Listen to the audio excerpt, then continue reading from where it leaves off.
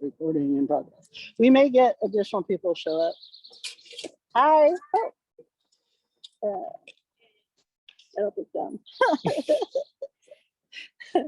But that's okay. Can't quite tell. That's all right. So, oh, by the way, I have a document that I put in. So did you guys find me on Facebook or Meetup? It's on Facebook. Facebook. Facebook. Meetup. Okay. So I put in both Facebook and Meetup, so we're good. The link to this document, I just shared it in the chat as well. But it's in the comments of the meeting. I couldn't get access to the document. Like I needed to like request access for some reason. Oh, dang it. Yeah. Dang it. Well, I don't think I can fix that on my phone, can I?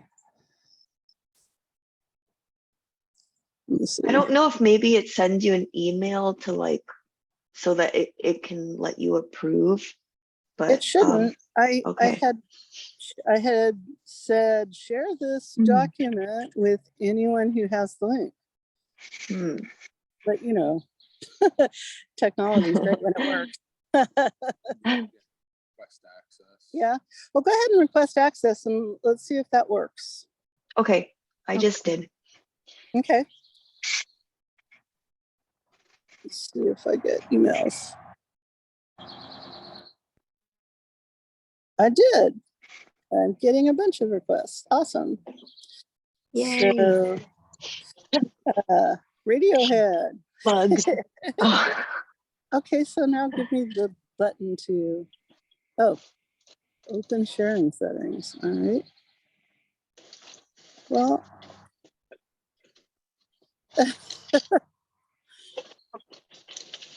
come on.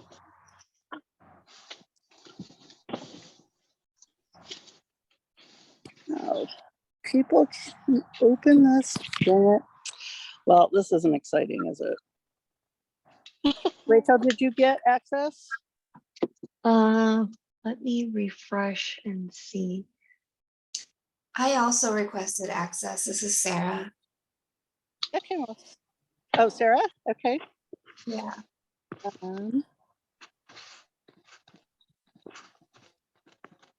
Yeah. Not yet. I don't have access yet. Dang it. Oh, come on, Google. Meet your host. Let's go to.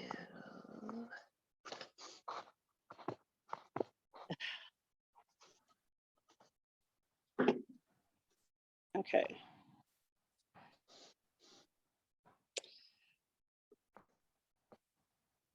This is really awful, Google. By the way, I'm giving you my feedback verbally. This was an awful experience, Google. So anyway,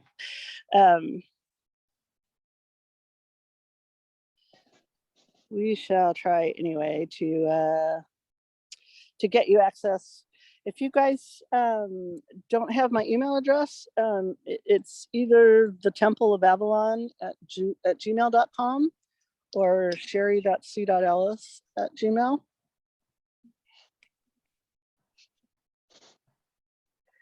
Oh, I also have to leave a little early. I hope that's okay. I think I have to leave around like 11:15. I just wanted to give you a heads up if I pop off. Okay, no worries. No worries. Thank you. So Avalon. what is Reiki? The question of the moment, right? So the word Reiki in Japanese literally translates Rei to God or universe and Ki to energy. And so literal translation is God or universal energy.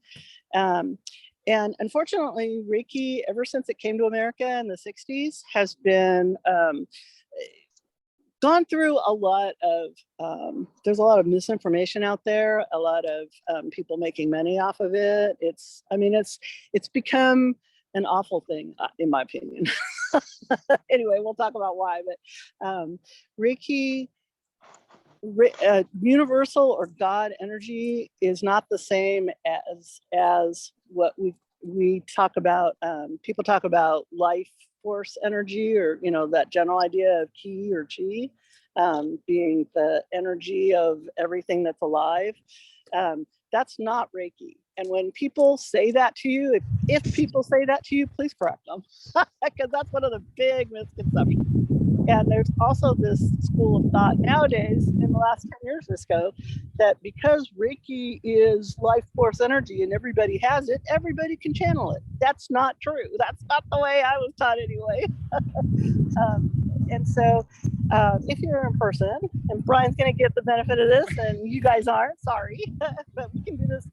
I would love to have Reiki circles, like, once a month or once a week, however often you guys want to do it. But in person, what I typically do in this first Reiki class is give you like even a minute of Reiki energy, just my hands on you, and let you feel what Reiki feels like, because it's not just what your normal energy feels like.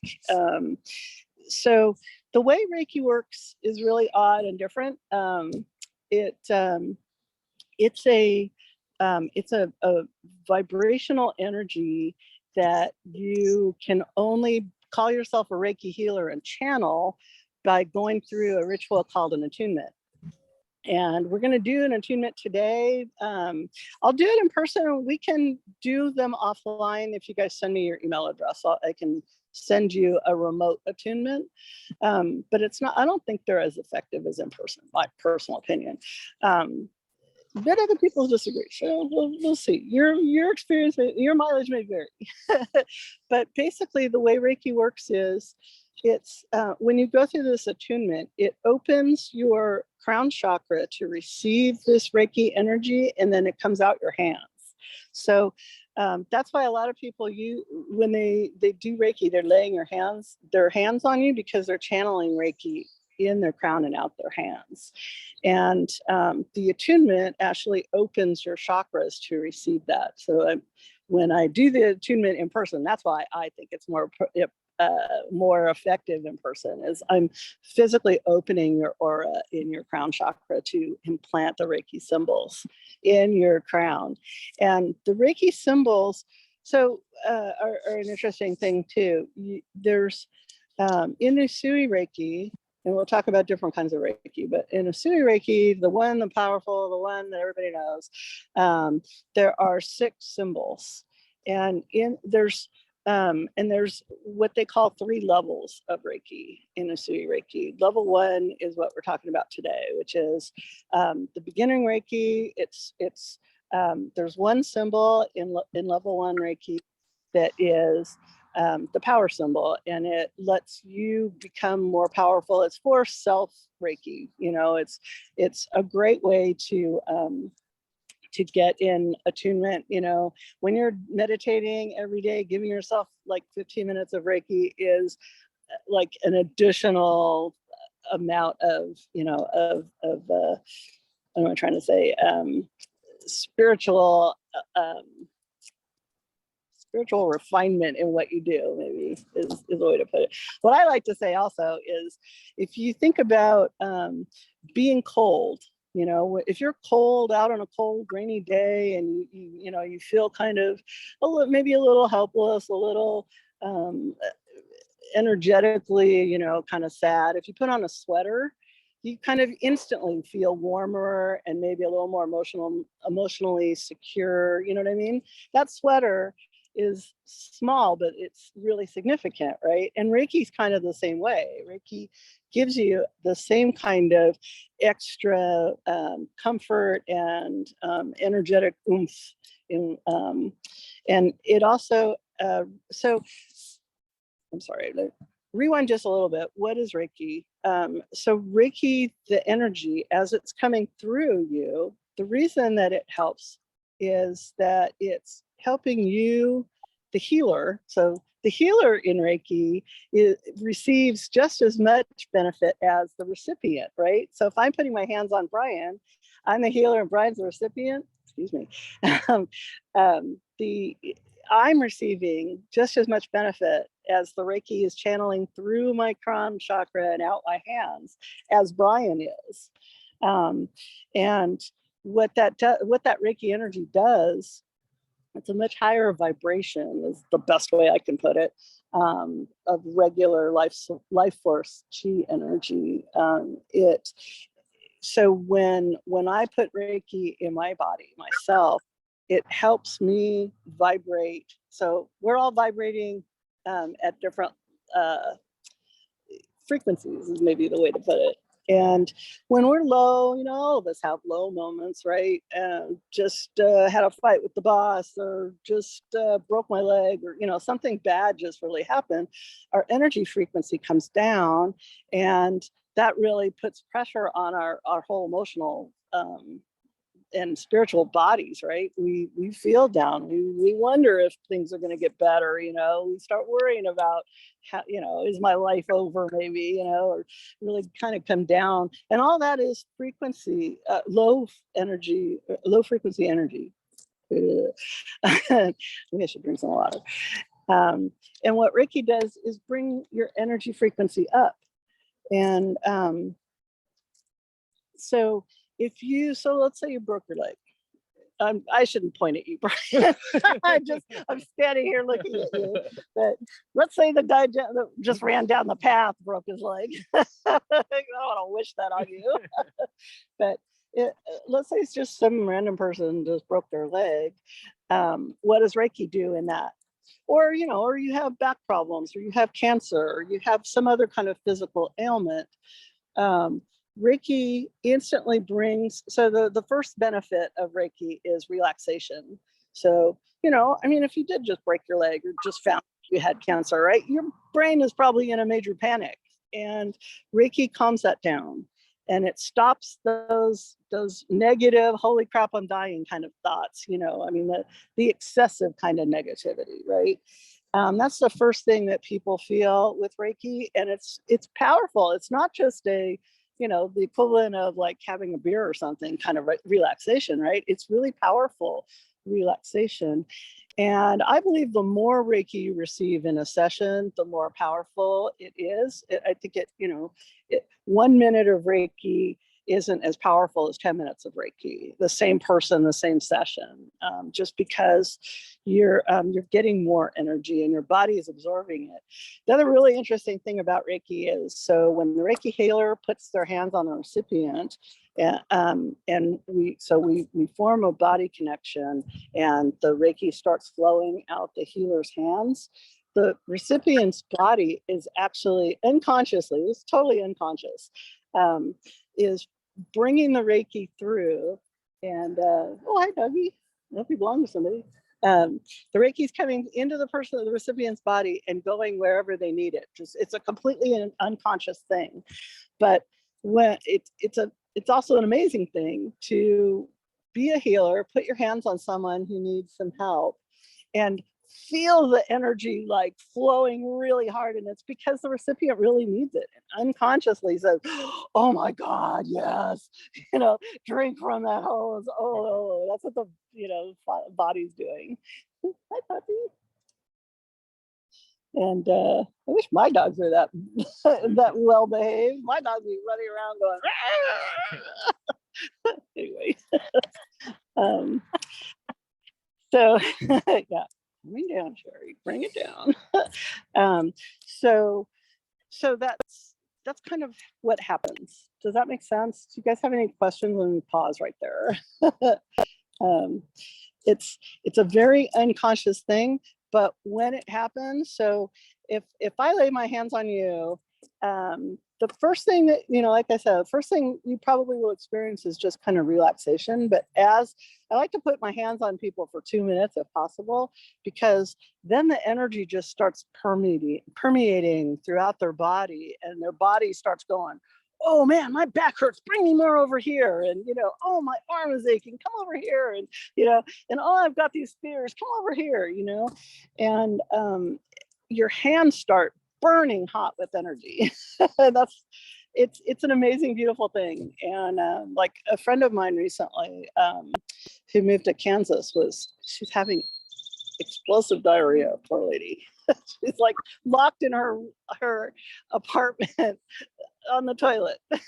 Can't do anything. So I started saying, I know it's kind of a funny situation. I wish I could laugh with her about it because I'm sure she'd laugh, but right now she's not laughing, as you can imagine. And I'm not teasing her in my mind yet. Yes, I am. Anyway, I went and sent her some distance Reiki, and the thing is that emotional or that I should say the explosive diarrhea is in reaction to a lot of emotional stuff that's going on with her right now. And that's the key with Reiki. There's always an emotional component to any kind of illness or problem in your physical body. And in her case, all that stress had, you know, come down into her digestive system and just played hay with her intestines. And so as soon as I latched on in a distance way, my hands just started burning like you wouldn't believe. And I couldn't let go. Her body just like yanked onto me and held me tight. She was pulling so much. And I swear that session probably lasted 45 minutes. And by the time it was over, I was glowing. I knew she was glowing. And it hasn't completely healed it, but she's been able to come to a better understanding of the emotional triggers that were causing it. Because that's another thing Reiki does is when you're in the middle of something like that, and you've got all this panic going on, all these emotional reactions to things, you're not thinking clearly, and if you can think clearly, which you can when you've had a good Reiki session, you can, kind of see what's happening. And if you have a good healer, hopefully the healer is helping you understand it. I don't anymore, but I used to have a Reiki studio where I was doing Reiki on people, and I would do like readings while I had them on the table.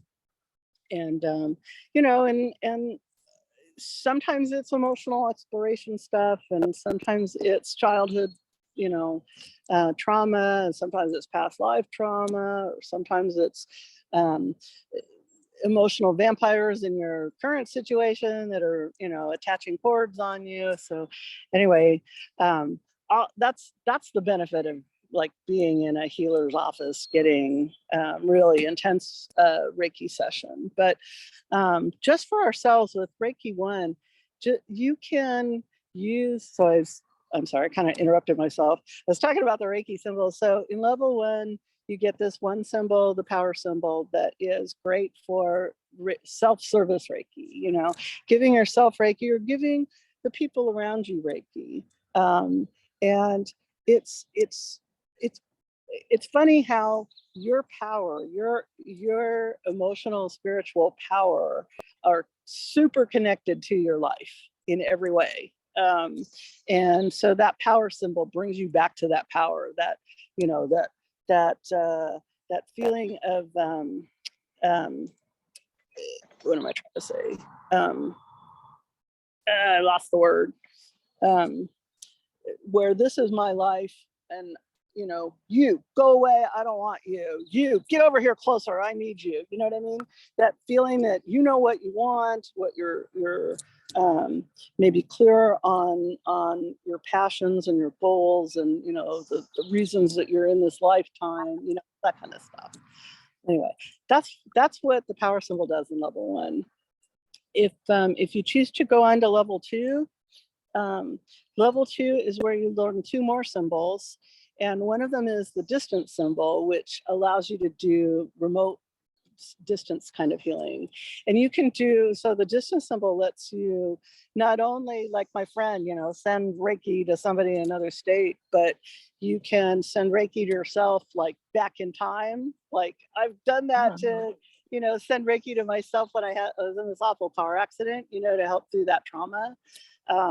You can send Reiki to like past lives, future lives. You can send Reiki to your future. Like if you have a dentist appointment on Thursday, you can send Reiki to yourself on Thursday type thing. It's kind of cool. But that's level 2. And then level 3, they call it the master level, and it comes with 3 symbols. So that's a total of 6. And the master level symbols are, yes, they are more like giving you more Reiki juice, but really the focus of those symbols are to the ability to give other people attunements. That's really what those are for. And that's Usui Reiki. Just so let me pause there. Does anyone have any questions or comments on all that? Not really. Just I think that's really cool though. Awesome. And it will probably, if you go looking online or talking to people about Reiki, just what you know, compare what you just heard from what other people are saying, because it's not going to be the same. Anyway, I'll quit ranting. Shout Sheri. So the other thing I wanted to talk about today, just hopefully just a little quick introduction to the history of Reiki. Where did it come from, and Reiki lineage. So when you talk to other people about Reiki, especially if you go to somebody who says they're a Reiki healer and say, you know, please give me a session, what's the one question you should ask anybody is, what is your lineage? Because if they don't know their lineage, it's potentially a red flag. A lot of people today will start tap dancing. I don't know my lineage. And that usually means they don't know anything about the history of Reiki. They don't know where their teacher learned. And they don't really know that, I'm sorry to say this, but they probably don't have a lineage that brought them a real attunement. Because when you do an attunement, what I'm doing is I'm giving you what I was attuned with. That's why lineage is important, right? So if you guys choose today to do the attunement, and I totally give it to you as your choice, but if you choose to go through the attunement, you're receiving what I received, so that they received, you know, back and back. So that's why it's super important. If you don't know where it came from, God knows what you got, right? Hate to put it that way, but there's an awful lot of frauds out there. Anyway, so the history of Reiki is, and if you go to reiki.org, by the way, there's an awful lot of history about this stuff. And some of it is a little fantastical, you know, like most spiritual things, like the Bible, right? There's an awful lot of kind of fantastical stories, right? And some of this I kind of put in that category. Doesn't mean it didn't happen. Well, I don't know, but I kind of, you know, I encourage you to just kind of keep an open mind. But don't swallow it. I don't know. Swallow it if you want. If it tastes good. Let me put it that way. So the origins of Reiki, of Usui Reiki, are from a guy named Dr. Usui who lived in the 1920s in Tokyo. And Dr. Usui was not a medical doctor. So that's another misconception you're going to hear all over the internet. Dr. Usui was a PhD in religious philosophy. And there's some stories that he came to America at one point and which is where he got his PhD. And he wanted to know how Jesus in the Bible was healing people with his hands. I don't know how much of that is true, honestly, but okay, that's the story. But anyway, but that's what his fascination was healing with hands-on methods, and he learned a lot of different kinds, and there are a lot of different kinds. But he wasn't satisfied with what he learned, and so he went on this quest. he climbed Mount Fujiyama, I believe, and he fasted for 21 days on the top of Mount Fujiyama. And most anybody, after fasting for 21 days on top of a mountain, are going to start seeing things, right? And having a few hallucinations. So his story is that he received, so God visited him on this mountain and gave him the 6 symbols from Usui Reiki, what became Usui Reiki, and gave him the instructions and the first attunement, basically, sitting up on that mountain. And then the story is he comes down the mountain and he performs 4 miracles on the way. And yeah, it's really interesting and a little fantastical. But then he comes down to Tokyo and he starts trying to train people in Reiki. And what he realizes is that it's an amazing modality, it's an amazing thing, but it's not always working as expected. And so he opened a clinic in Tokyo and he started giving Reiki to beggars and alcoholics, other kinds of addicts, and trying to heal them because he wanted to be like Jesus, basically, I think. I don't know, that's what it sounds like to me anyway, sorry. But he found that some people really responded and a lot of people didn't. And I mean, here in 2022, we know that if you're an addict or an alcoholic and you don't want to come to ownership and understanding of your addiction, you're not going to get anywhere, right? You need to stand up and say, I'm an alcoholic, right? That's basically what he discovered, is that people need to be active participants in their own healing and actively own where they are currently and actively work towards getting out of that. It's a deeply participatory experience for it to work. It can't just be like, I go to the store and buy a protein bar and I'm suddenly healthy, right? So, I mean, we kind of know that in 2022, but they really didn't 100 years ago. And so he focused this clinic on making people basically pay one way or another, but not really with money, but with service, because that's a big thing in Japan is, service and honor and earning your training, and he was very successful, and that's where Usui Reiki comes from. And there was a woman who lived in the Big Island of Hawaii, who was Japanese, named Mrs. Takata, who in the 1950s, her husband had stomach cancer, and she really wanted to learn how to heal him, because all the doctors at the time were just not any help at all. And so she traveled to Tokyo and learned Usui Reiki in Dr. Usui's clinic and brought it back to Hawaii and healed her husband and founded a center for Reiki healing that's still there on the Big Island. And she's credited of bringing Reiki to America. So if you hear about Mrs. Takata, she is probably where lineage from Americans comes from.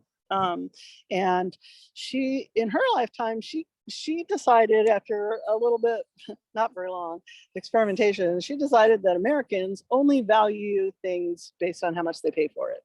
Unfortunately, that's our culture, it still is. And so she charged $10,000 to become a Reiki master, which, I mean, that's a lot of money today, but you can imagine what it was in the 50s and 60s, right? So she only trained 22 people in her lifetime to be Reiki masters. But people in America today that say they are, that they received attunements in Usui Reiki should be able to trace their lineage back to Mrs. Takata, because if they can't, I don't know, right? I mean, that's not to say they're all frauds. I don't really want to say that. I know that there are a lot of people that can't trace their lineage, but have valid lineage.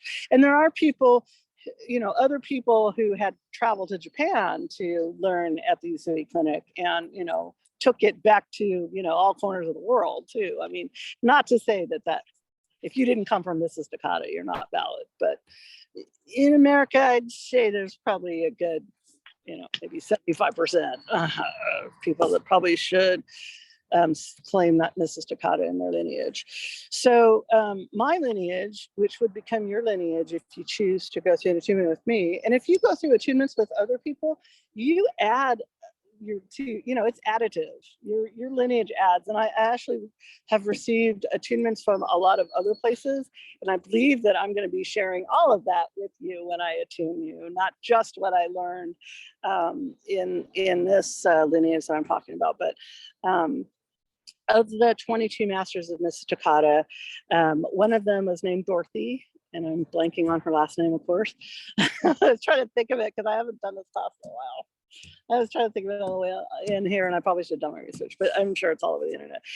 And then of the people that Dorothy trained, she trained a man named William Rand. And William Rand is the one who runs Reiki.org. He's a huge kind of celebrity in the Reiki world today. He trains, if you have the money, he does amazing Reiki trainings. Like he does a week inside the circle at Stonehenge, of Reiki training. If you have like $2,500, man, someday when I do, I'm gonna do it. It's amazing. But so I learned from a woman named Jeanette who used to live in Mount Vernon, and she learned from William Rand. So that's my lineage. So 5 hops back to Miss Takata. So anyway, that's kind of the story of Reiki, Usui Reiki. Today, there's an awful lot of other Reikis. There's traditions that came from other places. There's traditions of, like, I'm also going to talk a little about Mermaid Reiki today, which isn't another tradition. It's just like an addition to Reiki. But then there's Faery Reiki, there's Dragon Reiki, every kind of Reiki you can possibly imagine is out there. And I've been out, you can pay like $20 online for like a dragon. I've done this for a Dragon Reiki, or like I've gotten a number of Faery Reiki attunements. And some of them felt amazing, and some of them were duds. You just never know. If you want to throw your $20 out the window, it may be a waste. But anyway, interesting but different. There's other schools of Reiki that have come up since the 1960s in America. So William Rand, one of the other things he did is he's the founder of Reiki.org. He's got the International School for Reiki Healing, something like that, ICRT anyway. And what he did was, one of the things he did is he's gone to Japan a number of times and done an awful lot of research on Dr. Usui. So you can see that on Reiki.org. He also did some fascinating information, research using some clairvoyants and other psychics to look into where those symbols really came from. And if you do some research, some of those 6 Usui symbols are in kanji, Japanese symbols. One of them's Korean, and the others are, we don't know. There's no history. And so it's interesting. So he went and he did this study with these psychics to try and dive into where these symbols came from. And he believes they came from Atlantis and Lemuria. And that at one time in Atlantis, there were 300 Reiki symbols that have been lost in time. And that Dr. Usui received them in that, amazing state that he was in. That he was channeling, some spirits from Atlantis. Anyway, this is becoming even more a little fantastical, but interesting. So, but his psychics, and I don't want to sound skeptical because he is making a lot of money on this, but his psychics also came back with some other symbols, some of those 300 symbols that he took 8 symbols and turned into an additional tradition of Reiki called Karuna Reiki. And I'm also a master of Karuna Reiki. He charges a lot of money for Karuna Reiki, but it's kind of next level. It really is super, super powerful. So if you're interested in Karuna Reiki, you have to become an Usui Reiki master first to learn Karuna. And of course, William Rand wants you to pay hundreds of dollars to become an Usui Reiki through his organization only, and then more hundreds of dollars to learn Karuna. So he makes a lot of money off of Reiki. That doesn't invalidate him either, but I think it kind of questions some of his motives to some sort. But I have to say, learning Karuna Reiki is amazing, you know, like next level of energy. So I can't fault him for that. I mean, there's some credibility in what he did. Anyway, so that's a whole lot of talking. Any more questions, or did any of that spark you, or any feedback? I didn't realize that there were so many different types of Reiki. That I didn't know. So that's pretty cool to learn, and you find what fits you. Yep, what resonates Yeah. is what works. Yeah, absolutely. I also didn't realize there was this lineage that you had to identify with in order Right. to know Reiki. Lineage. Yeah, it's not really identify with so much as receive, I think. Receive. Okay. Yeah. Thank Yeah. you.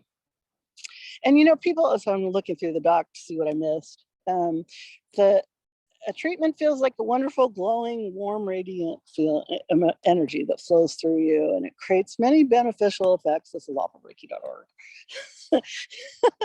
It's a little bit salesy, but it does include relaxation, feelings of peace and security and well-being, and many people have reported miraculous results. So that thing. So people have reported amazing results, and I think we've talked a little bit, but like my friend with explosive diarrhea. I have also been using Reiki in a number of other ways, which I think is fascinating. And I encourage you guys, you know, to take what you have and act like scientists, like you're, you know, doing these wild experiments, because I think it's cool. Reiki in a place does amazing things. Like if you put Reiki on plants, you will see them grow much faster, bloom much more, you know, produce more fruit.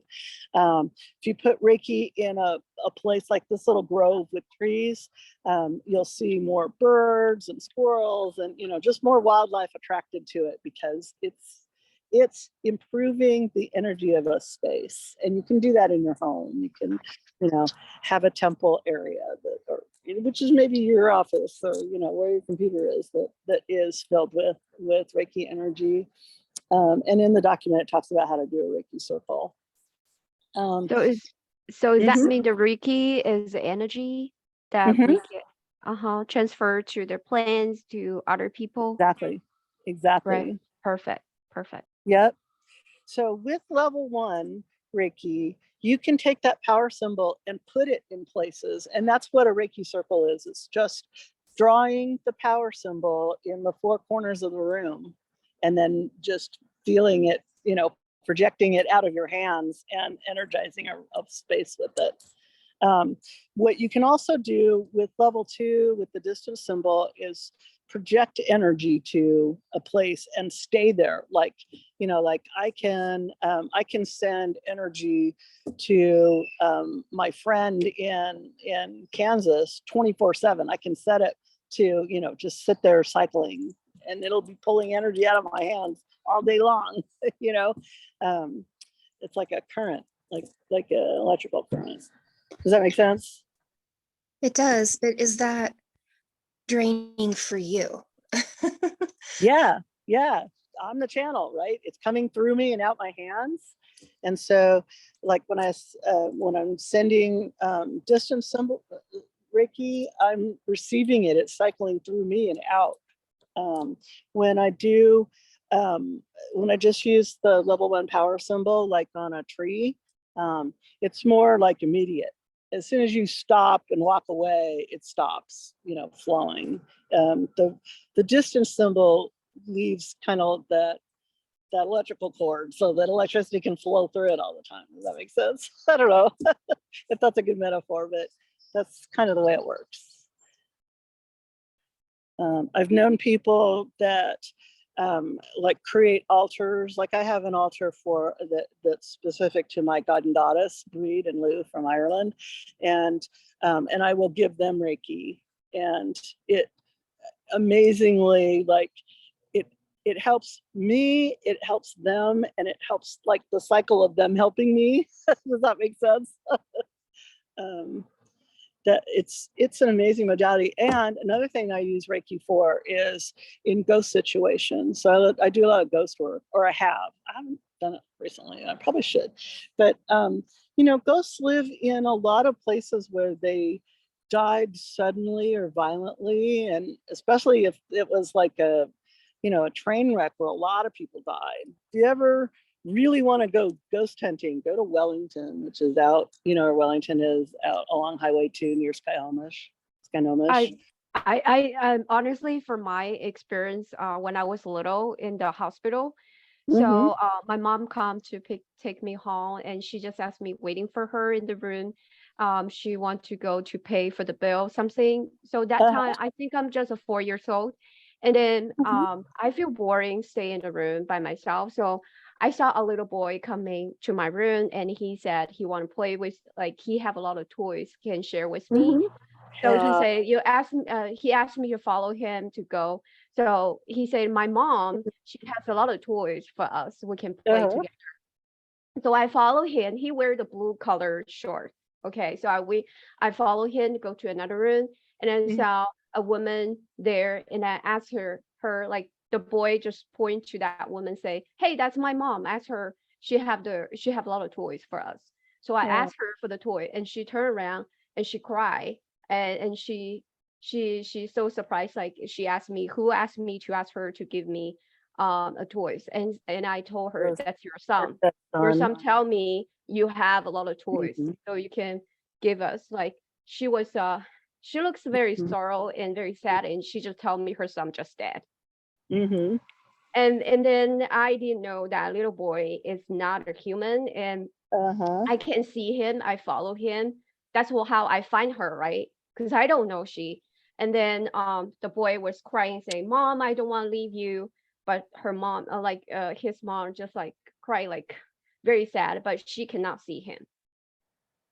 And my experience, like, since I was little, I'm different, and I feel like because you know, the school would not tell me about this, right? They would not tell us, no matter where you come from. No school will teach you this. So I'm so scary about myself. Like, I'm a different, and I know I grew up like a different. But so let me just add that receiving a Reiki attunement will. Hey, it's Jen. Hey, entree. Welcome. Isn't it cool? Jen, this has been. Hi, Ben. Brian, Yeah, I'm sorry. Nice to meet you. God, what a dope. And this is Sebastian. Hi. Hi, Sebastian. Nice to meet you. Finally. Nice to meet you. And Apollo. Hey. No. So we've been talking about Reiki. We were recording it, so you can watch the recording of this stuff. Oh, great. Thank you. Yeah, no worries. We haven't done the attunement yet. Just in time. So yeah, I was just saying that. We have someone to share that they had this experience as a small child in a hospital of meeting a little boy in the hospital who brought her to his mom, and it turns out, you know, he was a ghost, and the mom, you know, was very upset. So, how do you see my son, right? Yeah. And what I was about to say was that Reiki, when you go through the attunement, Reiki will much increase your psychic awareness. And, you know, everybody has antenna already, right? but your antenna will go from like here to here with Reiki.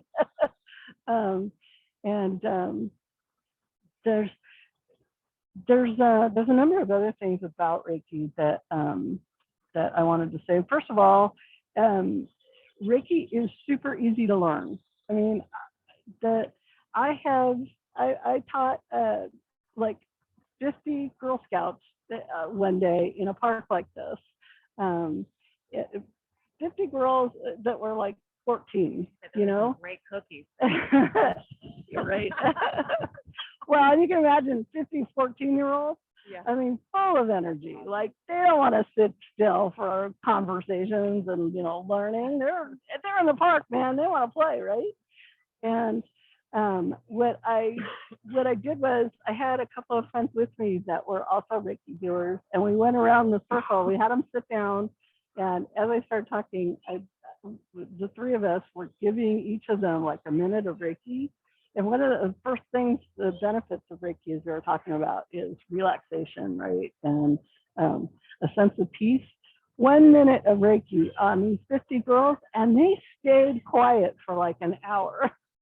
This class in a beautiful park. So, hi, Paul. Am I talking too loud? Am I scaring you?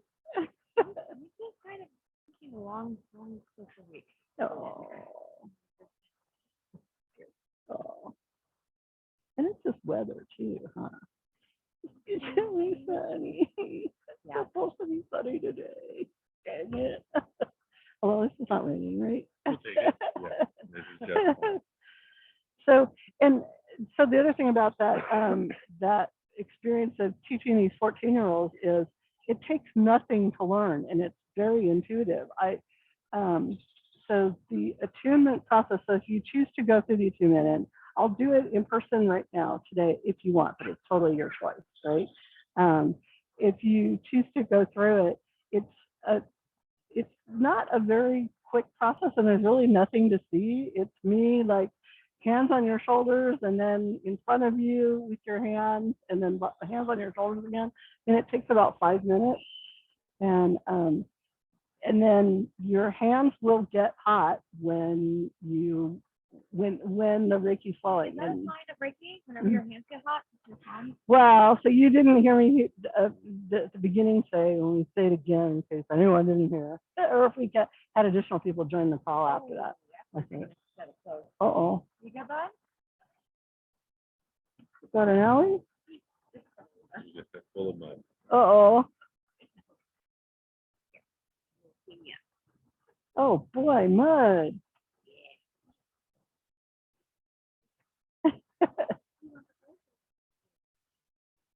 Do you have something? I didn't bring anything. No, we're prepared. Right on. Right on. So Reiki is, so the word Reiki from the Japanese, Rei means God or universe, and Ki means energy. And so Reiki literally translates to God or universe energy. And people will say, oh, Reiki is that life force energy that every living thing has. No, that's not Reiki. Reiki is a higher vibration than that. And so that's another reason why I go around and give people, you know, a minute or a taste of Reiki to feel what it's like, because it's not regular energy, and it doesn't. So your hands may get hot and you may be channeling energy. There's a lot of other versions of pranic healing, you know, hands-on kind of healing that are not Reiki that will make your hands hot. And I didn't talk about this, so thank you for bringing this up. So the way Reiki works is you go through this attunement that allows you to channel the Reiki, and it comes in through your crown and comes out your hands. And so when a healer lays their hands on a recipient, the energy is coming in through their crown and out their hands, and the healer is benefiting as much as the recipient is from this energy, because it's not my energy. It's not, you know, it's not my physical life force energy. And that's the difference from a lot of other pranic healing methods of where you can bring in energy deliberately from like the moon or the sun, you know, and feel that planetary energy in your body, and you can feel it make your hands hot. You can channel a lot of different kinds of energy. Tree energy is another great one, right? Who doesn't love to sit under a tree, right? Isn't it a calming, beautiful experience? And that's because you're channeling that tree's energy. Anyway, and so there's a lot, and there's a lot of deliberate ways you can raise energy too, like chanting or singing. You bring a lot of energy into your body doing that, and it can come out in your hands, and you can use that energy to heal people. But it's not the same as Reiki. Reiki is not a state.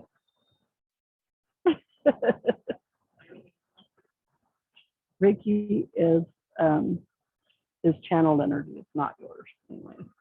You get it. I don't have to say it again, do I? That's what I've been saying on the call. No, you're fine. What I've been saying on the call a couple times though is there's a lot of misinformation out there about Reiki. And so if you hear people saying, oh, it's life force energy, I don't need an attunement. Anybody can channel Reiki. No, incorrect, wrong. And that's not Reiki, so shut up. Anyway, one of my pet peeves.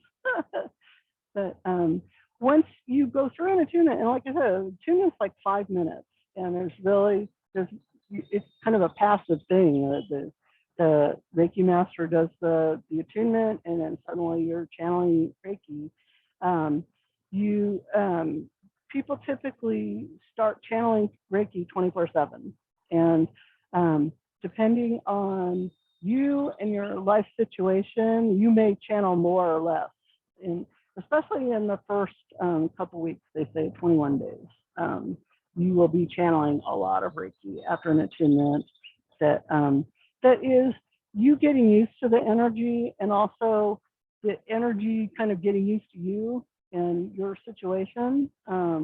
You know, if you're a stressed mom not getting a lot of sleep, you may be channeling energy a lot. Right? That's how I channel my energy, all the anxiety. But another thing that was great with Reiki is helping toddlers sleep. There you go. Absolutely. And it helps neurodivergent anybody focus better. So it's easy to learn. We talked about that. Oh, and one last thing about Reiki is, since it's not your energy, it's like this God conscious energy, whatever you want to call the source. I don't know what it is either. I have some theories, but you make your own theories. Whatever the source though is, it's not your energy. And so unlike other pranic healing kinds of hands-on healing, if you're channeling the moon energy or you're chanting to raise energy, you're using your energy to change someone else's energy. And so, you know, it's literally like a physician using a surgical knife, carving into someone's energy, right? You take full responsibility of what you're doing in that situation. But with Reiki, you're just a channel. You're just allowing it to happen. You're laying your hands on someone and letting it flow through you and into them, and their body is unconsciously drawing it out of your hands and putting it where they need it.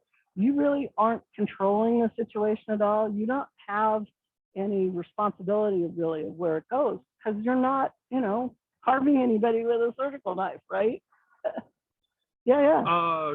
Question is that, you don't want to mix the two between the universal energy and your own energy, and therefore would grounding be super important before the session starts? Grounding yourself in your own energy? Grounding yourself brings your crap out of your body. Right, so you're not so that mixing it's not, it with them. Yep. And the universal energy. Exactly. And if you're in a situation and you've got the time, definitely ground first. don't be like Sheri, who's constantly in 1,000 directions and forgets to ground and just does it anyway. But if you are Sheri and you kind of going in 1,000 directions all the time, Your flow though. that's how I flow, right. I'm an Aquarian. I'm like, I like these tree branches, right? but as long as I'm clean, I'm sending clean energy out to 1,000 directions. But if I'm not grounded, which is not very often,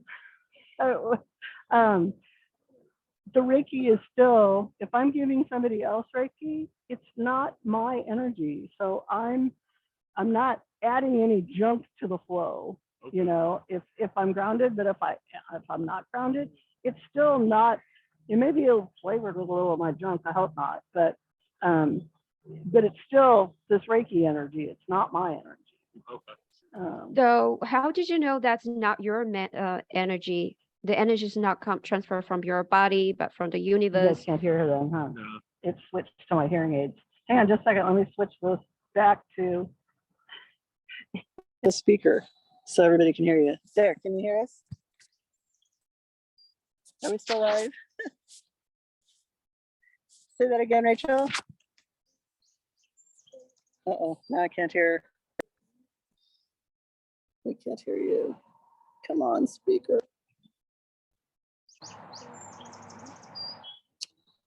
Come on, technology. Hey, Sheri. There we go. Yeah. Actually, this is no, Sarah. This is Sarah. Hi. Hi. Hi, Sarah.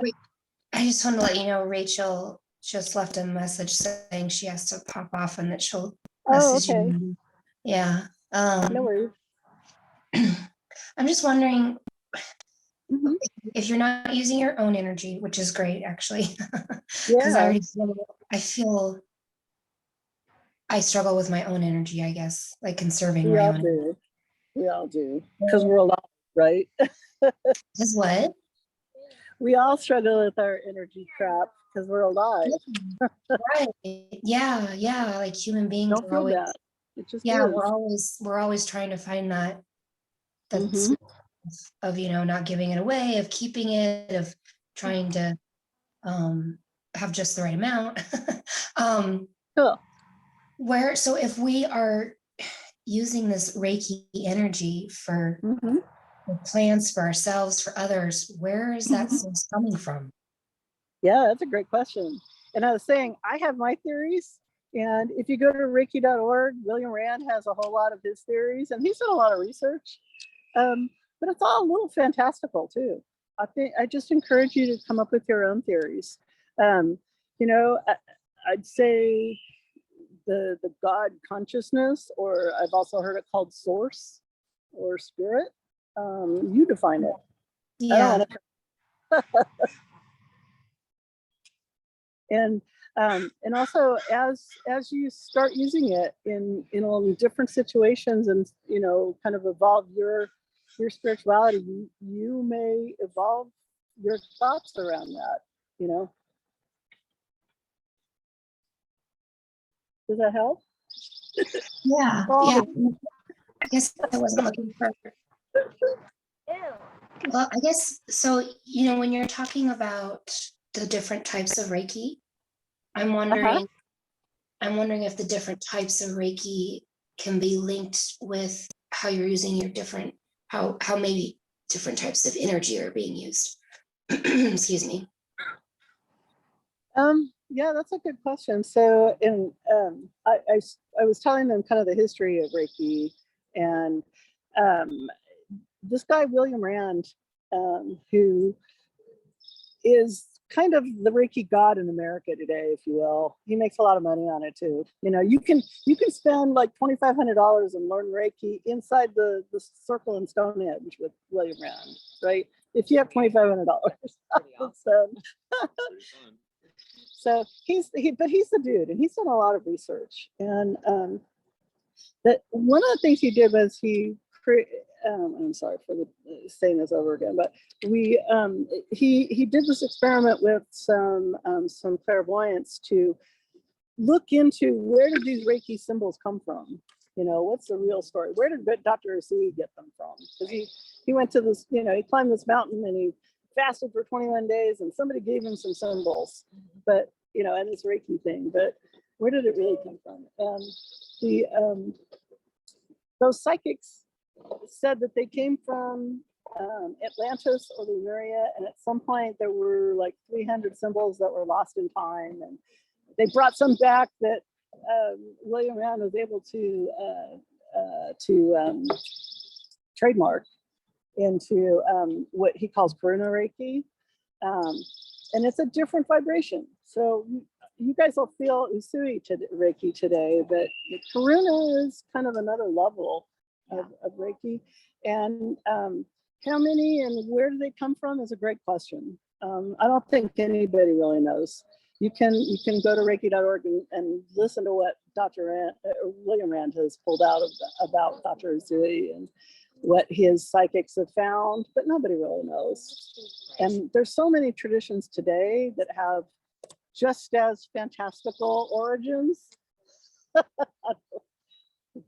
It's hard to really say, you know, are they valid? What kinds of energy are they?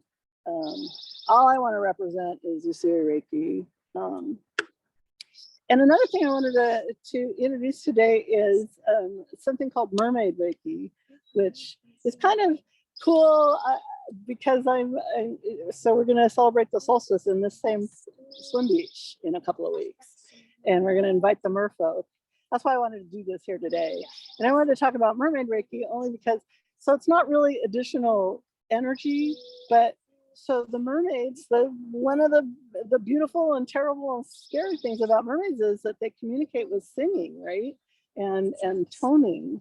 And you can add singing and toning to your Reiki practice, you know, on purpose to heal feelings, you know, like the mermaids did. That's kind of the mermaid energy. Yeah. So I put some stuff in the document that I posted the link in Facebook and Meetup, and people are having access problems. So I'll have to repost it probably. Yeah, there's internet stuff going on right now. If you want to add that, it adds kind of a flavor, to add the mermaid flavor, like intoning ah or oh, you know, that's kind of the mermaid thing. While you're putting your hands on someone. Yeah, it's cool.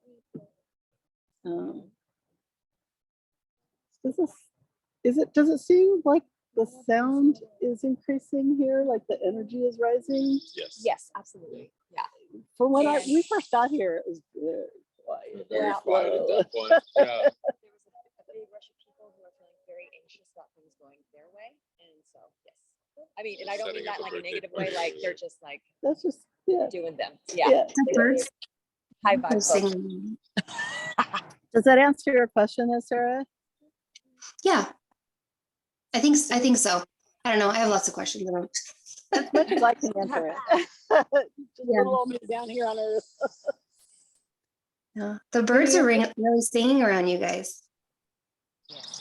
I'm sorry, it's supposed to rain on The us? birds are singing. No, I said the Birds birds are are really singing around you guys.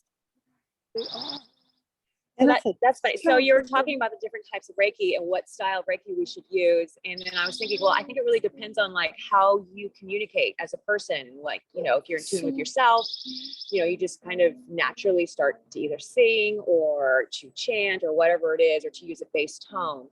And birds are communication. So they sure are. I think that kind of like could be like an intuitive flow of how there's a part of you who has a part of your answer that you're asking, Sarah. Just really, how do you communicate? Yes, and that's interesting. Birds. That's interesting. You said that. Birds are around me a lot. Huh. Okay, thank you. You're I don't know welcome. who said that, but thank you. You're welcome. Jen's awesome, by the way. Jen's like my right-hand lady here. Yeah. And I can't help but to speak, so. Yeah. Good job, I don't know what that is. You know, there's an app that I have on my phone that identifies birds by their song. I think it's from Audubon. That's pretty cool. Yeah. I don't know how accurate it is, but it comes back with answers. What's I'm that? trying to use my phone to go. Yeah. My dad is drilling at us. Anyway, other questions, comments, feedback, thoughts?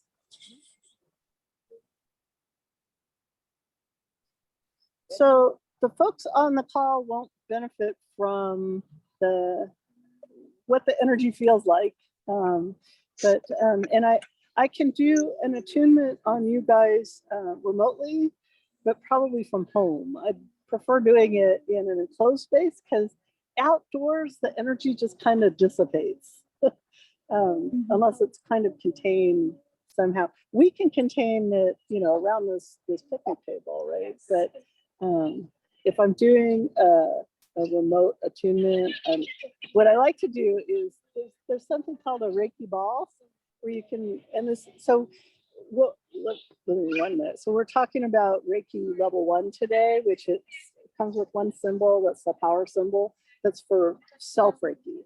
So, and the document has some ways of using it on yourself, like draw the symbol on your hand and then put it over your ears. That's my favorite. or this,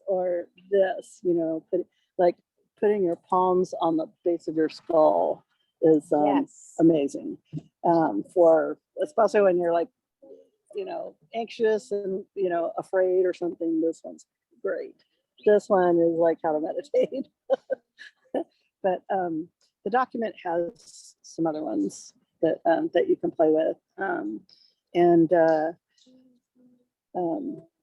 But there's something called a Reiki ball. So level 1 comes with this one power symbol that you can use. And level 2 comes with 2 symbols. And one of them is what they call the distance symbol that allows you to send Reiki remotely. Like I was talking about this friend of mine in Kansas who has explosive diarrhea right now. She's dealing with. Yeah, she loves me talking about it too, I'm sure. Can you hear me, Kat? She probably can't because she's my first Reiki teacher. I'm probably gonna get an Instagram when I get home. I didn't tell you could tell me.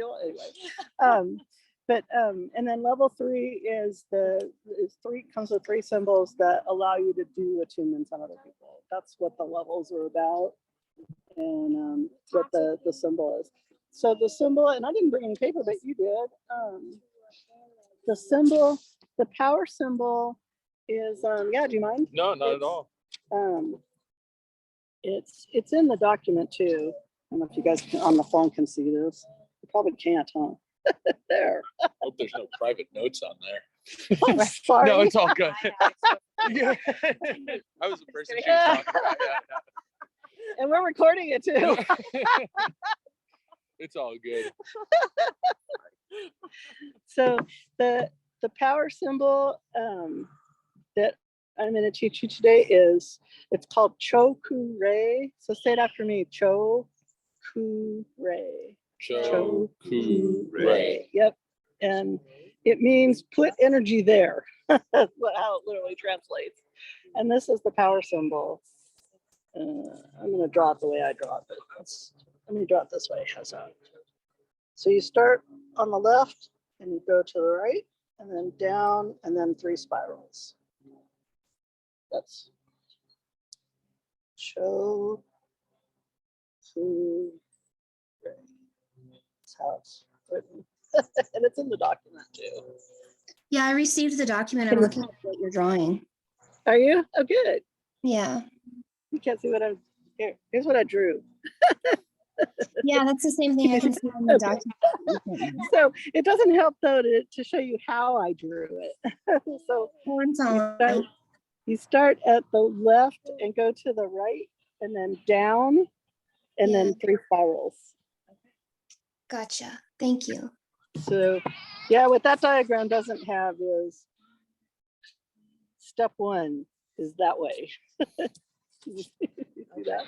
Yeah, that makes sense. Thank you. Yeah, of course. Now you got it. Perfect. You book forever.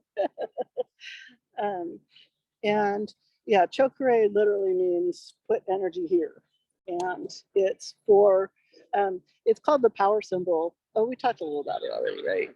The power symbol is to encourage your power, your self power, your drawing lines in the sand and telling bad guys to piss off, and or annoying people or whatever.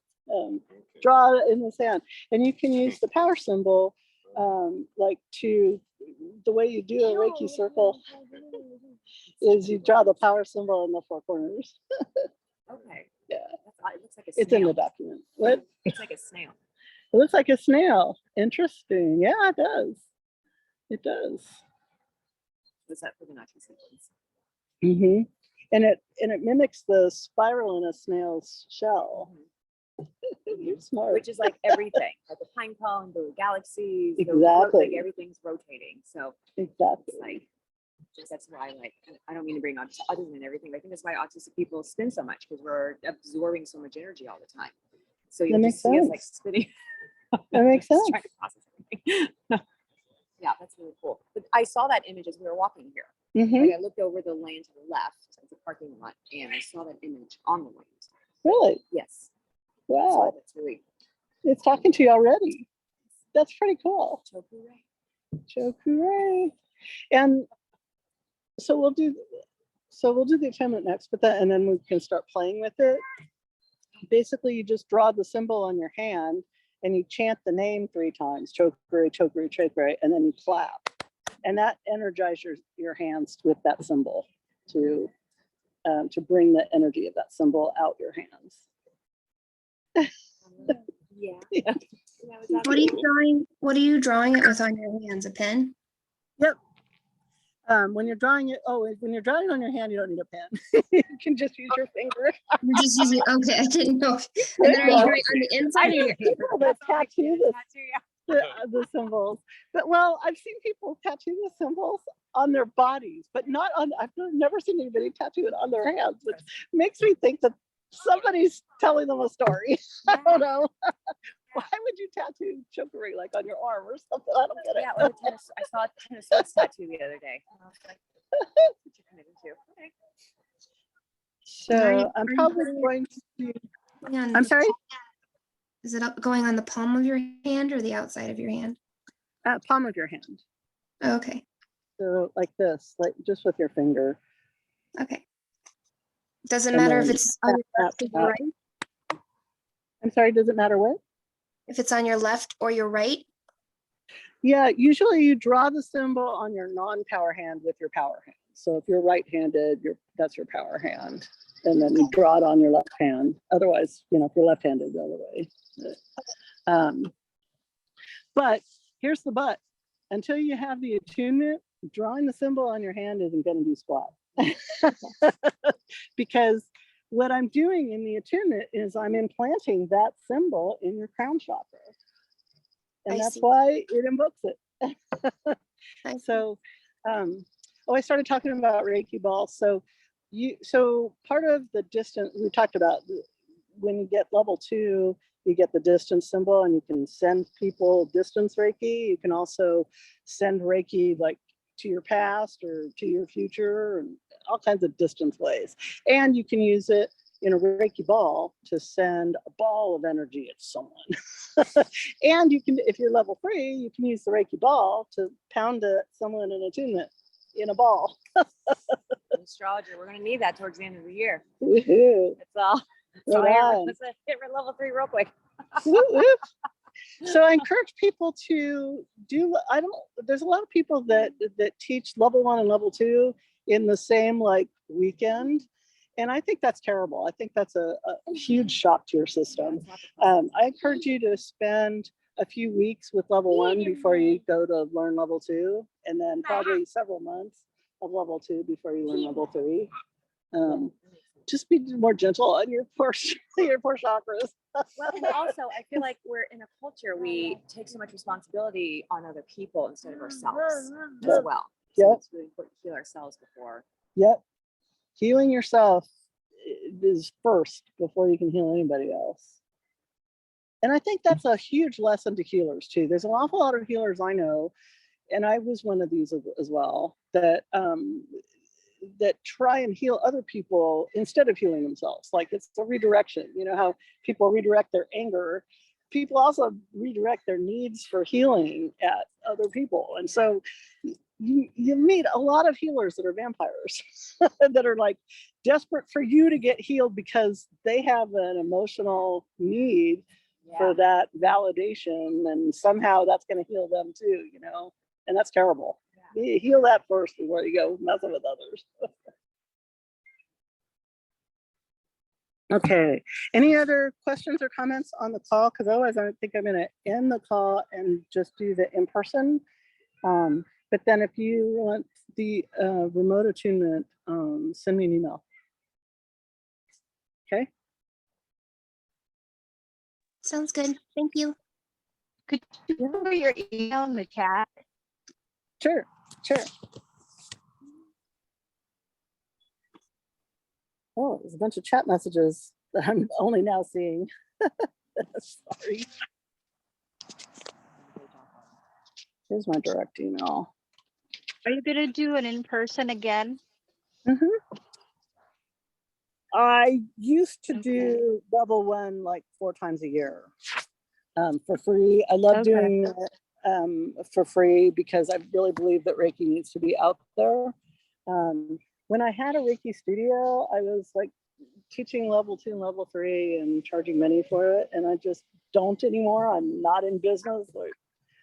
Or, you know, I have a stupid corporate job, so I don't really have the time to do that. So I will do level 2 and level 3 just for donations when I can do it, but they take a lot more effort and coordination than level 1. Level 1 I can do here in the park with a bottle of water, you know, no coordination or prep needed really. But that's me. There's a lot of people out there charging a lot of money and for Reiki attunements, and you've heard me say it several times, be careful, ask them about their lineage.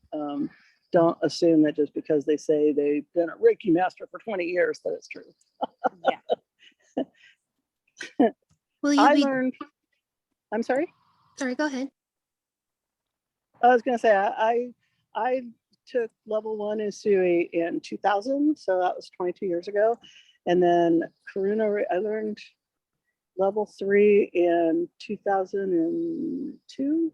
So it's been 20 years for a Sui master. And then Karuna Reiki I learned in 2008. So about, what's that, 14 years. I trust it. But that doesn't mean I'm a better master than anybody else. It's just, You said don't believe them just because they said 20 years.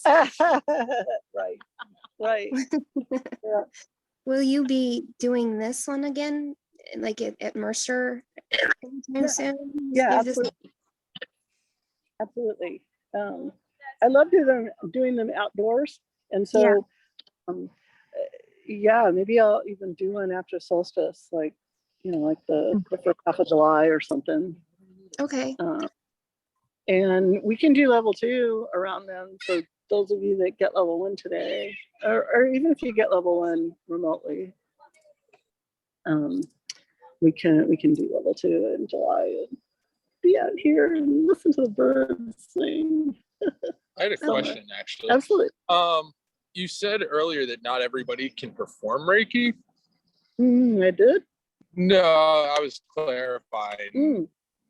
Now everybody can. Okay. Everybody can, yeah. But it's, you know, once you go through the attunement. Right. So, okay. I don't typically do really young children, but I've done teenage attunements, and nobody's had any problems with it.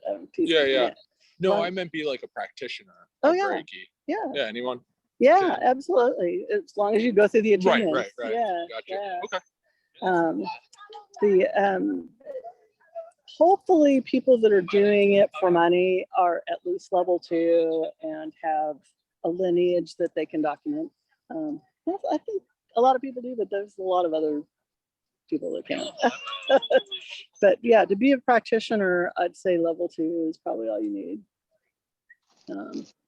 You know, unless you want to teach classes and give attunements, then you need level 3. But yeah. Okay. And you don't have to charge money. I know money makes things weird. Money makes things weird for me too. But that's why I like to do things on donation, because if you feel like it's valuable, then, you know, give what you can.